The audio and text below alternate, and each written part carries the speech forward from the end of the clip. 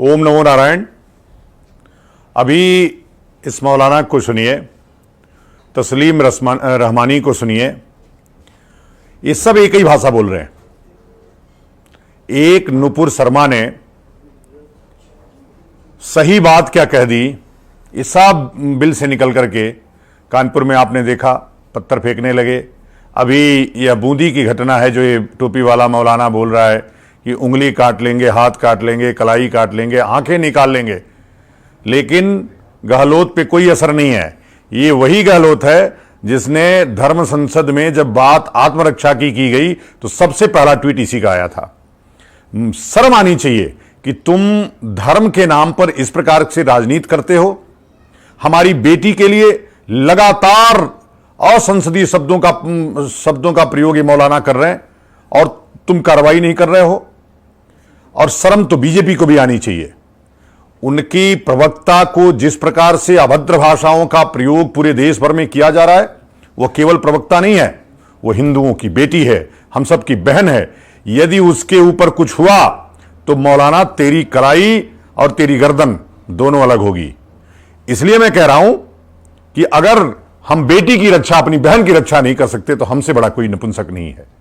अगर भारतीय जनता पार्टी से नहीं संभल रहा है तो हमको एक काम दे, हम उसको संभालेंगे। बात यह है कि आए दिन इनके रसूल की गुस्ताखी होती है और गुस्ताखी रसूल की एक ही सजा, सरतन से जुदा।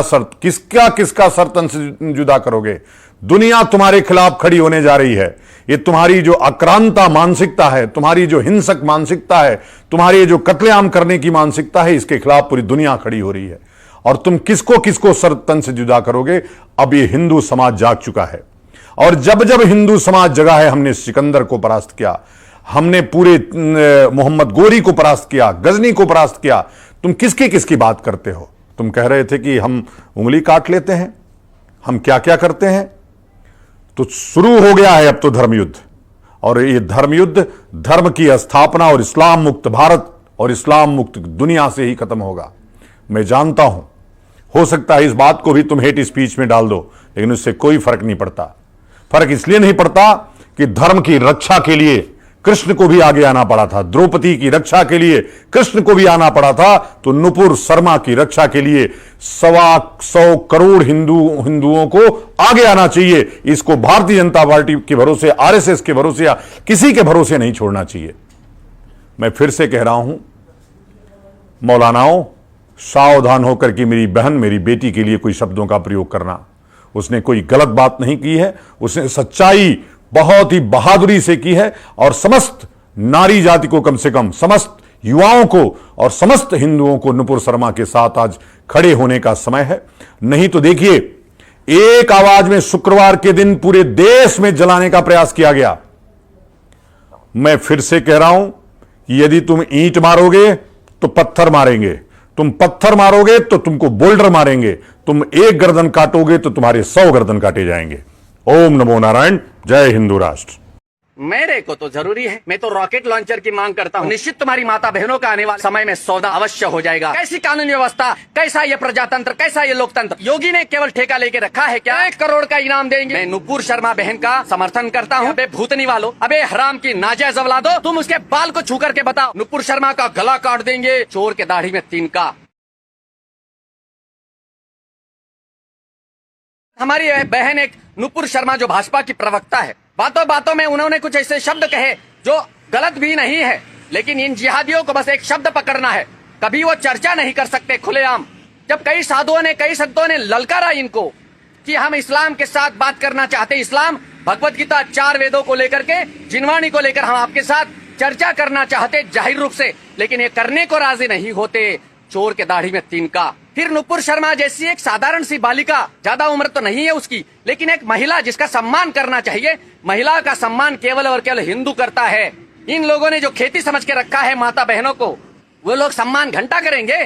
नुपुर शर्मा का गला काट देंगे, फलाना कर देंगे, ढिमका कर देंगे। अबे हराम की नाजायज औलादो, तुम उसके बाल को छू करके बताओ, जो उसके लिए निमित्त बनेगा। ये आचार्य सूर्यसागर नुपुर शर्मा अपनी बेटी मानकर उसकी सहायता करूंगा, मरने नहीं दूंगा। अगर किसी ने इस प्रकार से हरकत करने का प्रयास किया तो याद रखना कुछ क्या होगा।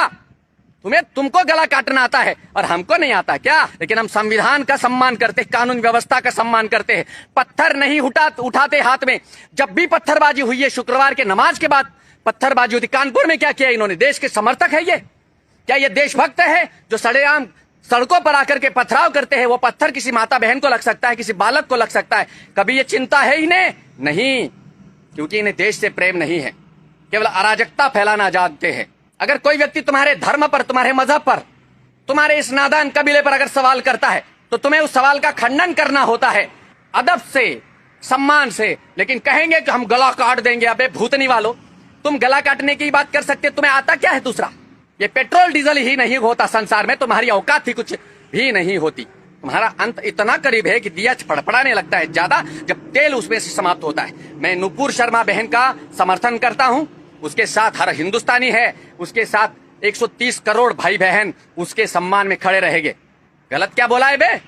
गला काट देंगे साले फटीचर भंगार उठाने वाले, 1 करोड़ का इनाम देंगे हम अगर गला काट देंगे, फलाना काट देंगे। और मेरे भारत की कानून व्यवस्था इतनी लच्चड़ कि खुलेआम ये लोग धमकियां देते हैं लेकिन किसी को शूट नहीं कर सकते। कैसी कानून व्यवस्था, कैसा ये प्रजातंत्र, कैसा ये लोकतंत्र? अगर हिंदू को स्टेटमेंट देता है तो उसको कटघरे में ला करके खड़ा करते हैं कानून के, लेकिन ये हराम की नाजायज औलादे देश को तोड़ते हैं। लेकिन वहां पर कोई कानून का डंडा उस पर नहीं पड़ता। एक योगी ने केवल ठेका लेके रखा है क्या? आज उनका जन्मदिन है, महामानव है योगी आदित्यनाथ। उनके जन्मदिन पर मैं आचार्य सूर्यसागर उनको शुभकामना देता हूं। निश्चित प्रार्थना करता हूं कि 135 करोड़ जो हिंदुस्तान के हिंदू यहाँ पर बैठे हैं, सारे के सारे हिंदू योगी आदित्यनाथ बन जाए। भारतीय जनता पार्टी की निस्वार्थ होकर के सेवा करो, उनके साथ खड़े रहो। वो भारतीय जनता पार्टी हमारे लिए क्या करती है ये महत्वपूर्ण कदापि नहीं है, हम उनके लिए क्या करते हैं महत्वपूर्ण यही है।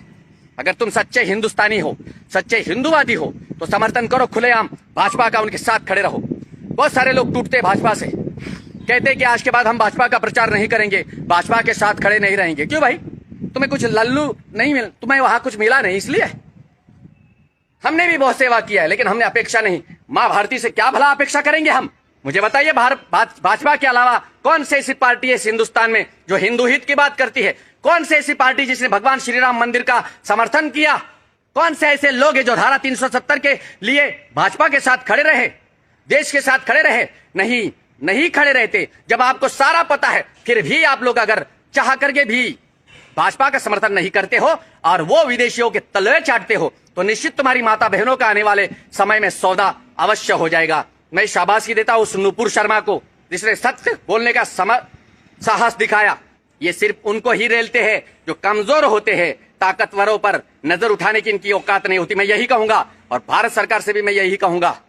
मैं अपनी सुरक्षा करना जानता हूं बेहतर तरीके से, किसी की सुरक्षा की, सेफ्टी की जरूरत नहीं। सन्यासी आचार्य सूर्यसागर को अकेला काफी है। लेकिन फिर भी मैं सरकार को यही कहूंगा, हर हिंदू के पास में हथियार देना चाहिए। मेरे को तो जरूरी है, मैं तो रॉकेट लॉन्चर की मांग करता हूं सरकार से, क्योंकि मुझे तो उसी की ज्यादा जरूरत है। पता नहीं है साले 10,000 की संख्या में आ जाए तो एक चुटकी बजाते 10,000 को मैं जहन्नुम पहुंचा दूं। उतना तो मैं क्रूर हूं, हिंदुस्तान के लिए करना पड़ेगा। मैं साधु हूं, सन्यासी हूं। इसका अर्थ यह नहीं कि मैं मोक्ष जाना चाहता हूं, स्वर्ग जाना चाहता हूं। नहीं, मेरे धरती के लिए, मेरे माँ भारती के लिए और इन गद्दारों से जो मेरी माँ, हमारे गोमाता को काटते हैं, हमारी माता बहनों के साथ गंदा व्यवहार करते हैं, हमारे मंदिरों की पवित्रता को नष्ट करते हैं, मंदिरों का विध्वंस करते हैं, इनके खिलाफ जाकर के अगर मुझे नरक जाना पड़ता है तो नरक भी मुझे स्वीकार है। तो नुपुर शर्मा का समर्थन करना चाहिए हर हिंदू।